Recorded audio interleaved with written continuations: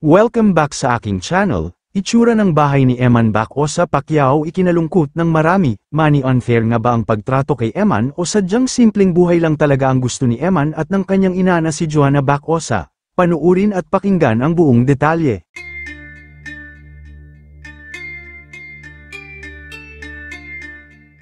Hindi nga maiwasan ng mga netizens na maawa kay Eman Bacosa Pacquiao nang makapanayam ito ni Jessica Soho, kung saan ay ibinahagi nito ang kanyang hirap at masakit na pinagdaanan noong bata pa siya at ng kanyang ina, sa poder ng kanyang unang stepfather na palagi silang ginugutom at sinasaktan, noong mga panahon na nag-Japan si Joanna upang mabuhay ang kanyang mga anak. At ang pambubuli sa kanya sa school noong bata pa siya, kung saan ay inaabangan pa siya para lang bugbugin dahil anak siya ni Manny, kaya naman nang mapanood ng netizens ang kwento ng kanyang buhay, ay karamihan sa kanila ay naiiyak talaga. Pero sa kabila ng kanyang pinagdaanan ay naging matatag pa rin si Eman at naging mapagkumbaba pa rin sa kapwa at hindi nagtanim ng sama ng loob, dahil ito daw ang itinuro sa kanya ng kanyang ina na si Joanna.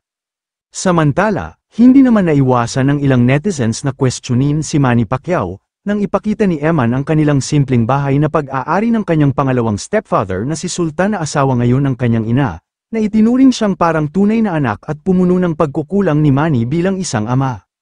Makikita kasi na sobrang simple lang ang bahay nila Eman na gawa sa kahoy at semento, yung second floor naman ng kanilang dingding naman sa ikalawang palapag ay pawid. Mapapansin din na walang mamahaling gamit sa kanilang bahay, at pangkaraniwang gamit lang ang makikita sa kanila tulad ng ibang tao na ordinaryo lang ang pamumuhay. Nang ipakita naman ni Eman ang kanyang kwarto sa ikalawang palapag, makikita naman na papag lang ang kanyang higaan, at wala itong masyadong gamit at napakasimple lang. Kaya naman komento ng netizens, ay bakit daw hindi man lang daw nabigyan ng maayos na tirahan ni Manny ang kanyang anak, yung komportable at medyo malaki-laki, samantalang bilyonaryo naman siya. Kung sa ibang tao nga daw ay nakakatulong si Manny at nagbibigay ng maraming bahay sa kanyang mga kababayan, at sobra-sobra ang mansyon na halos ang iba ay hindi na daw matirhan dahil sa sobrang dami, ay bakit hindi daw nito mabilhan ng maayos na bahay si Eman, gayong tunay niya naman itong anak. Pero may ilang netizens naman ang nagsasabi na baka naman ayaw lang talaga ng ina ni Eman na si Joanna ang alok ni Manny na bilhan sila ng malaking bahay at itira sila sa maayos na subdivision, dahil baka ang gusto lang daw talaga ni Joanna ay kilalanin si Eman ni Manny bilang lehitimong anak, at yun lang, wala nang iba. Sa ipa ng ibang netizens, siguro malaki din daw ang respeto ni Joanna sa kanyang asawa ngayon na tumatayong pangalawang ama ni Eman, dahil kung dun nga naman sila titira sa alok ni Manny na bahay, ay parang kahihiyan na rin sa asawa ni Joanna ito bilang padre de pamilya. Marahil matagal na daw silang gustong bilhan ni Manny, subalit ayaw lang daw talaga ng ina ni Eman.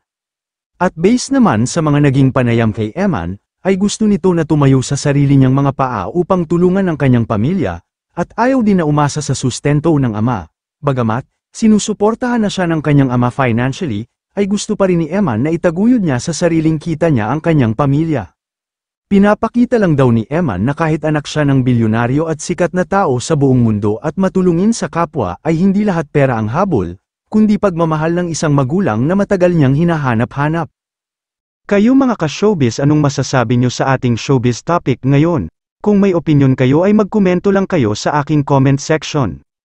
At syempre kung bago pa lang kayo sa aking channel ay mag-subscribe na kayo para lagi kayong updated sa mga showbiz trends na ina-upload ko. Maraming salamat po.